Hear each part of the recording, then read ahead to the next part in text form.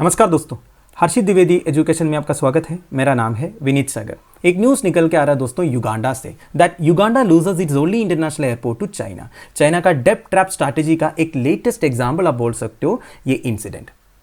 वैसे बेचारा युगांडा के पास एक ही इंटरनेशनल एयरपोर्ट था, वो है Entebbe international Airport. Entebbe international Airport is very famous for Operation Thunderbolt. Operation Thunderbolt के बारे में आपको ज़्यादा डिटेल्स चाहिए तो आप हर्षित द्विवेदी नाम के साथ ऑपरेशन थंडरबोल्ट सर्च कीजिए। काफ़ी इन्फॉर्मेटिव वीडियो है। वैसे मैं आपको ब्रीफली बता देता हूँ। 1976 की बात थी दोस्तों। इसराइल पैलेस्तीन इशू के बारे में आपको पता ही है।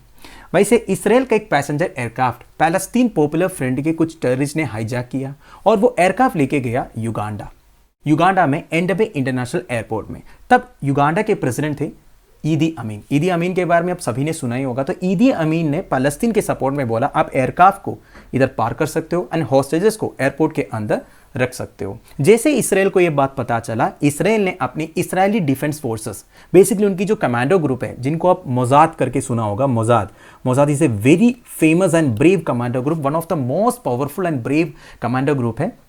तो मोसाद के जो पर्सनल है वो रातों रात इसराइल से युगांडा पहुंचा। एंडबे इंटरनेशनल एयरपोर्ट में दूर कहीं वो लैंड हो गया और जितने भी हॉस्टेजेस थे बिना कोई कैजुअलिटी का सभी को बचा के वो वापस इसराइल पहुंचाया। तो ये ऑपरेशन थंडरबोल्ट है। ऑपरेशन थंडरबोल्ट के लिए मोसाद का जो ऑलरेडी फेम था वो और बढ़ गया। दुनिया भर से उन्हें कई रिकॉग्निशन एक्नॉलेजमेंट्स वगैरह मिला था। तो ऑपरेशन थंडरबोल्ट के बारे में ये सारे डिटेल्स और डिटेली चाहिए तो आप ये वीडियो जरूर देख लीजिएगा। तो वापस न्यूज़ में आता है दोस्तों।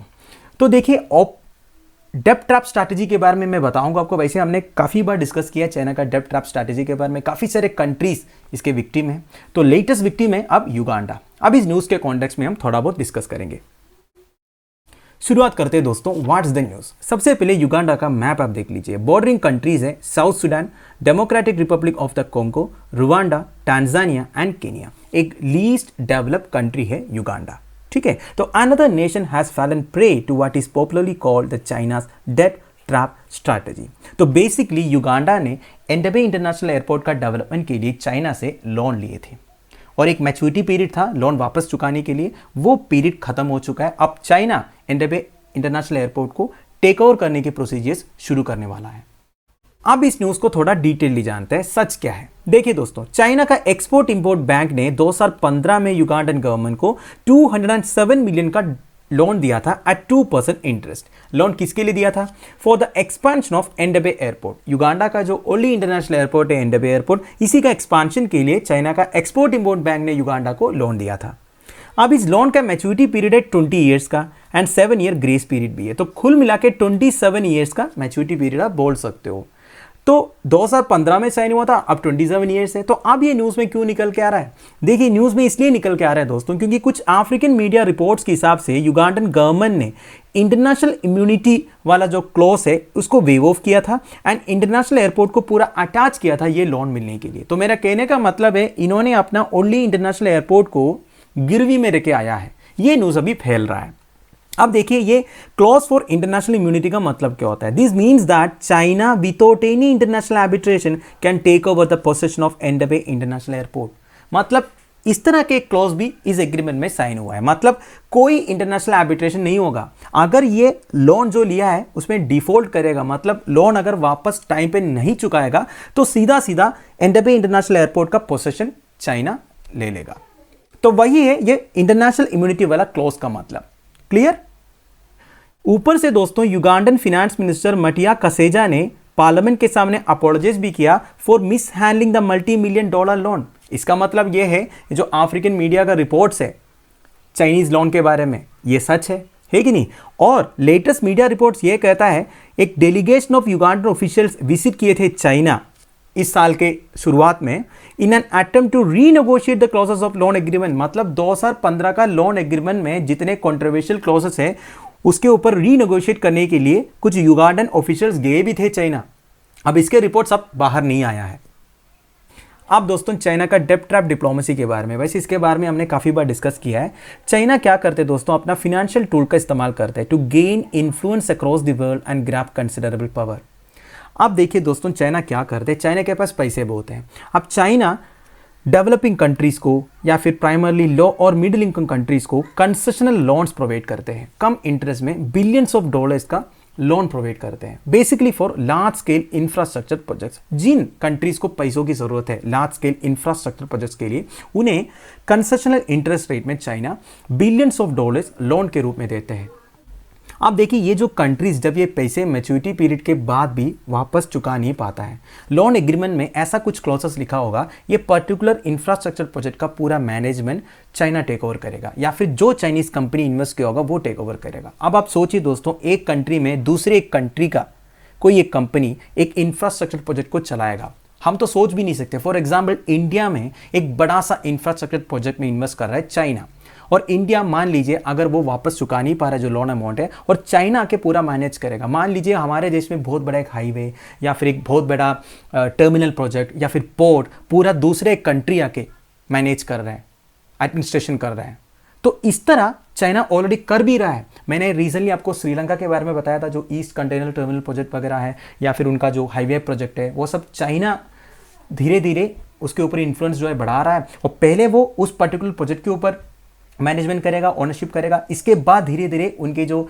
पॉलिटिकल अफेयर्स में भी इन्वॉल्व करना शुरू करेगा। तो इस तरह अपनी जो इन्फ्लुएंस है वो अक्रॉस द वर्ल्ड फैलाने के चक्कर में है चाइना का बेल्ट एंड रोड इनिशिएटिव के बारे में पता है। चाइना ने पाकिस्तान में इतने सारे पैसे इन्वेस्ट ऑलरेडी करके बैठा है कि पाकिस्तान अगले 100 सालों में वापस चुका नहीं पाएगा, इतना तो क्लियर है। और श्रीलंका में भी billions of dollars already invest कर चुका है। तो इस तरह कई सारे अफ्रीकन कंट्रीज जो अंडर डेवलप्ड है या फिर लो और मिडिल इनकम कंट्रीज है, उनमें भी चाइना ने ऑलरेडी अपने पैसे लगाया है। तो यह है बेसिकली चाइना का डेब्ट ट्रैप डिप्लोमेसी।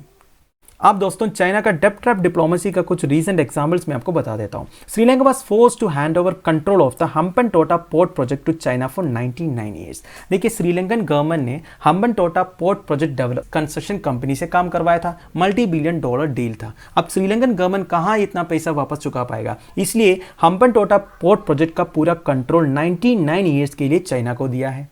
ठीक है, अब ये हम्बनटोटा पोर्ट प्रोजेक्ट का जो लोकेशन है ये हमारे लिए स्ट्रैटेजिकली इंपॉर्टेंट है। मान लीजिए ये श्रीलंका है, ये सथेन साइड में, सथेन टिप में हम्बनटोटा पोर्ट प्रोजेक्ट है। अब ये हमारा इंडिया है, सथेन इंडिया। आप देखिए, इधर से इंडिया की तरफ जो एक्सेसिबिलिटी है ये इजी हो जाएगा चाइना के लिए, अगर ये हम्बनटोटा प्रोजेक्ट या फिर पोर्ट जो है ये पूरा उनके कंट्रोल में आ जाएगा। तो इसलिए इंडिया भी इधर एक बहुत बड़ा मिलिट्री बेस प्लान कर रहा है वैसे, क्योंकि इंडिया को पता है चाइना का प्लान्स क्या क्या है। ठीक है, तो इस तरह चाइना हम्बनटोटा पोर्ट पूरा चाइना को दे दिया है। अगला एग्जाम्पल है जिबूती। जिबूती एक अफ्रीकन कंट्री है जो हॉर्न ऑफ अफ्रीका में आता है। जिबूती में भी इन्होंने एक मिलिट्री बेस कंस्ट्रक्ट करके दिया था। अब अंगोला भी ये पैसे वापस चुका नहीं पा रहा था, इसलिए अंगोला क्या कर रहा है, ये जो $multi-billion डेट है ये क्रूड ऑयल से चुका रहा है। बेसिकली क्रूड ऑयल दे रहा है चाइना को, फ्री में दे रहा होगा क्योंकि पैसे इतने वापस देना है। तो ये क्रूड ऑयल इतना चाइना को सप्लाई करने की वजह से अंगोला में मेजर प्रॉब्लम्स क्रिएट हुआ है उनकी इकोनॉमी में। तो बेसिकली इकोनॉमिकल प्रॉब्लम्स शुरू हुआ है अंगोला में ये चाइनीज डेट की वजह से। तो दोस्तों, फाइनली एंटबे इंटरनेशनल एयरपोर्ट का न्यूज़ बाहर आने के बाद युगांडा और चाइना की तरफ से क्या क्या स्टेटमेंट्स बाहर आया है, इन्होंने बेसिकली ट्वीट किया है। युगांडा की तरफ से जो ट्वीट है देखिए, I wish to make it categorically clear that the allegation that Entebbe airport has been given away for cash is false। तो बेसिकली इन्होंने बोला है ये allegations false है। एंटेबे इंटरनेशनल एयरपोर्ट एक नेशनल एसेट है, हम इस तरह एयरपोर्ट को गिव अवे नहीं करेंगे। अब चाइना की तरफ से क्या स्टेटमेंट देखिए दोस्तों, Why is money offered by Western countries to developing countries considered assistance for development while the money offered by China is labeled as debt trap। देखिए, चाइना ने ये बोला है जब वेस्टर्न कंट्रीज को डेवलपिंग कंट्रीज को लोन प्रोवाइड करते हैं उसे आप बोलते हो असिस्टेंस फॉर डेवलपमेंट, जब हम देते हैं आप बोलते हो डेब्ट ट्रैप। ये कैसा लॉजिकल है? एक स्टेटमेंट ये आया है और दूसरा स्टेटमेंट ये है, which of the Chinese projects in Africa have been confiscated in Africa? None. मतलब चाइना ने ऑलरेडी काफी सारे इंफ्रास्ट्रक्चरल प्रोजेक्ट्स में इन्वेस्ट किया है अफ्रीकन कंट्रीज में, अभी तक कोई भी प्रोजेक्ट चाइना ने कॉन्फिस्केट नहीं किया है। जो आप बोल रहे हो ना एंटेबे इंटरनेशनल एयरपोर्ट को कॉन्फिस्केट करेंगे, तो आप हिस्ट्री तो बताओ, अभी तक हमने अफ्रीकन कंट्रीज में कोई भी इस तरह के इंफ्रास्ट्रक्चर प्रोजेक्ट्स को कॉन्फिस्केट नहीं किया या फिर अटैच नहीं किया है। तो इस तरह आप बिना कोई फैक्चुअल बेसिस का कोई भी एलिगेशंस मत निकालिए, ये बोला है चाइनीज एम्बेसी ने जो युगांडा में स्थित है। तो दोस्तों, चाइना तो मानेगी नहीं, अगर अपनी गलती वो मानना शुरू करेगा तो कब का वो सुधर जाता है कि नहीं। अब चाइना की तरफ से यही स्टेटमेंट एक्सपेक्टेड था मतलब किसी भी तरह वो अपने जो डीड्स को, एक्टिविटीज़ को जस्टिफाई करेंगे जैसे पाकिस्तान करते हैं, है कि नहीं। तो पाकिस्तान और चाइना का एक ही डिफरेंस मुझे लग रहा है, पाकिस्तान के पास पैसे नहीं है, चाइना के पास बहुत पैसा है, ठीक है। जो भी है दोस्तों, ये वीडियो मैं फिनिश कर रहा हूँ। आई होप आपको थोड़ा बहुत सीखने को मिला होगा। लेक्चर की PDF भी आपको मिल जाएगा टेलीग्राम चैनल में। Thank you for watching, bye bye, have a nice day.